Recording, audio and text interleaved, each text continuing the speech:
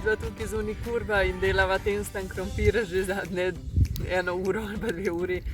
Zdaj so nama pa eni Maročani, ki imajo tukaj piknik v bližini, prinesli kuskus. Tako da zdaj imamo ful veliko hrane in sploh ne vem, kako bova to pojedla.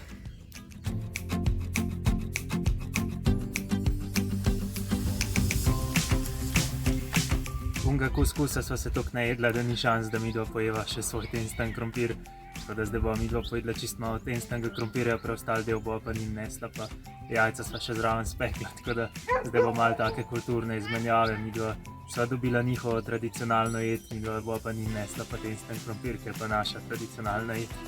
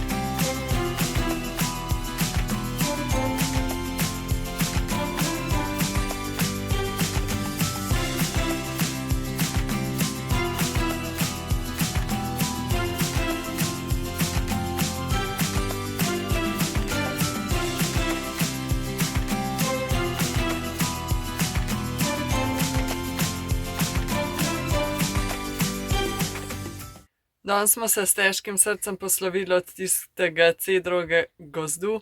Bilo je res ful lepo, v bistvu smo bili cel teden tam in z veseljem bi še dlje ostali, ampak smo mogli iti naprej. Tudi danes nam je vode zmanjkalo, tako da smo jo natočili in pač se pomaknili naprej proti severu. Ja, jutri nas čakajo malo opravki, verjetno bomo šli s kemperjem na en reden servis. Tako da tudi to je en razlog, zakaj smo se počasi naprej prestavili, ker se nam počasi tudi dnevi v Maroku iztekajo. Je pa to za ta vlog, pa se vidimo v naslednjem. Dio.